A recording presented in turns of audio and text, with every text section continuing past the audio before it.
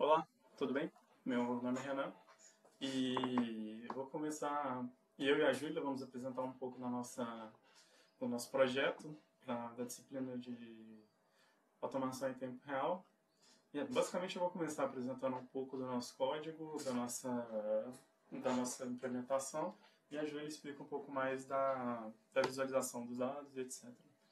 Basicamente, o que a gente faz é um monitoramento climático das cidades. A gente pega várias métricas das cidades, em tempo real, né, como temperatura, umidade, velocidade do vento, pressão, umidade e sensação térmica, que são métricas relevantes para cidadãos no geral. Que, enfim, a gente consegue a partir dela gerar alguns alarmes interessantes, como sensações térmicas extremas, tempestades, etc. Então, basicamente é isso. A gente pega esses dados da API que chama Weather API, que essa daqui é uma API bem completa, até na versão gratuita ela fornece bastante dados e outras métricas. Essa daqui é um exemplo no próprio site do Weather API do payload, que é mandado em resposta à nossa requisição. Enfim, tem vários dados aqui de previsão do tempo, inclusive, que é o principal para a gente. Previsão de tempo tanto por hora, tanto por data. E, enfim, é, é, da gente extrair os dados dessa API, antes disso, na verdade, a gente tem uma estrutura que a gente desenvolveu para criar os clientes do MQTT. A gente criou esse código MQTT Client que define a classe do cliente, de cada cliente que vai ser gravado, que tem alguns atributos, como IP, a porta, para saber como que ele vai se conectar ao broker, e alguns callbacks, que é o mais importante para a gente, que a gente definiu aqui também, que é o onConnect, quando ele detecta uma conexão com o broker, o cliente, no caso o publisher, ele se conecta aos tópicos que a gente quer. E, obviamente, quando recebe a mensagem, a partir da função leitura e mensagem, ele manda o payload para ser coletado de fato.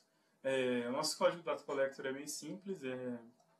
Ele emite a mensagem inicial com os sensores que são medidos por essa máquina e publica no tópico Sensor Monitors. E, enfim, basicamente ele faz a coleta dos dados, ele lê a mensagem JSON que vem da API e separa em variáveis, nas nossas variáveis de interesse, como medições tanto diárias, do dia atual, do momento atual, como medições do dia seguinte.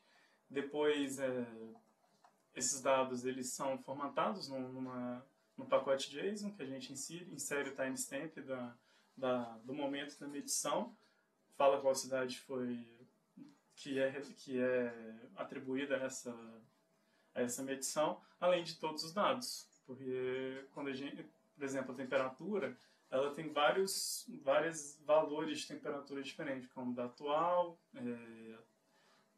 questões de temperatura máxima, mínima e média, e as previsões dos dias seguintes também. A gente publica tudo isso nesses tópicos, que é recebido pelo nosso outro código, que é o Data Processor. O Data Processor, ele basicamente ele se inscreve nesses tópicos e quando ele recebe, ele processa a mensagem, ou seja, ele lê, separa em cada campo referente a cada medição, com temperatura atual, etc. e tal, e atualiza uma classe de inicialização, contém justamente os atributos que a gente acabou de medir e acabou de receber. Eu vou deixar a Júlia explicar a parte dos alarmes e tudo, que é a parte mais do processamento, mas depois de fazer isso, de receber os dados, ele tem uma comunicação com o banco de dados temporal InfluxDB, e a cada 10 segundos, que é a mesma taxa que o Data Collector faz as requisições da API, da Weather API, ele persiste os dados no banco de dados temporal, que é o nosso InfluxDB. E aí, pelo bucket que a gente escolheu para colocar esses dados, a gente consegue ver os filtros, enfim, fazer consultas e... Então, boa noite. Eu vou mostrar um pouco da nossa ferramenta de visualização, que foi Grafana escolhida, né?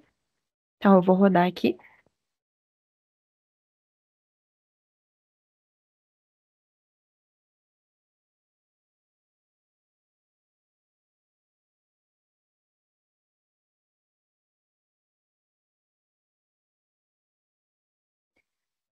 Aí aqui eu vou digitar qual cidade que eu quero saber o clima. No caso, eu vou colocar a cidade onde eu moro, que é Sete Lagoas.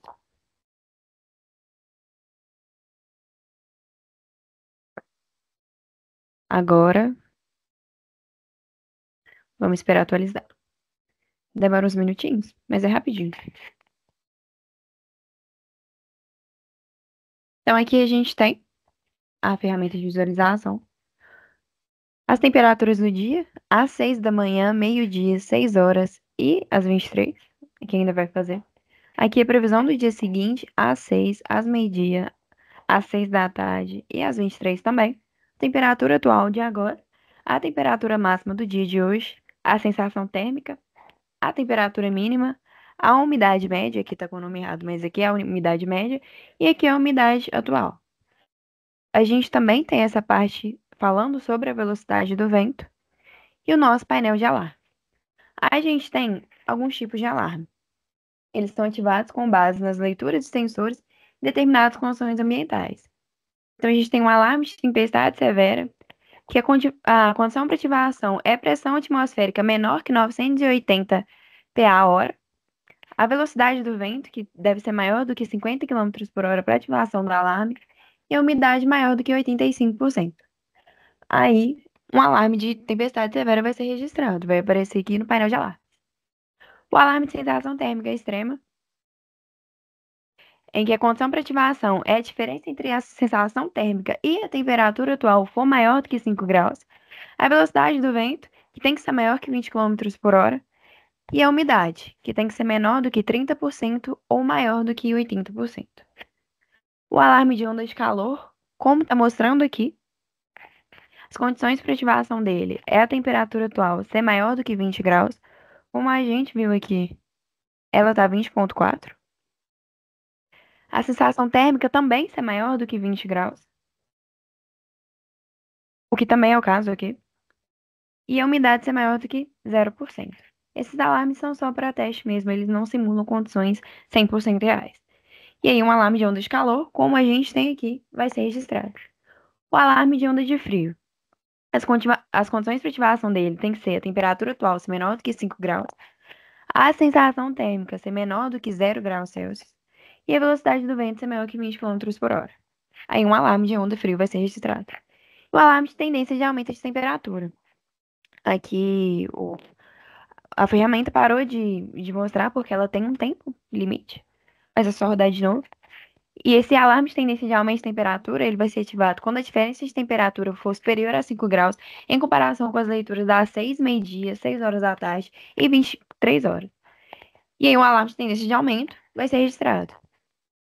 Então, os alarmes, eles funcionam através de uma função de checar alarmes. O interessante desse trabalho foi trabalhar com ferramentas novas, que a gente não conhecia, até porque ao decorrer do curso, a gente teve contato com disciplinas diferentes e também com trabalhos diferentes. Então, foi um trabalho muito interessante no sentido dessa comunicação, né, entre tudo, entre o MQTT Broker, o processador de dados, o coletor de dados, o InfluxDB, a ferramenta de visualização.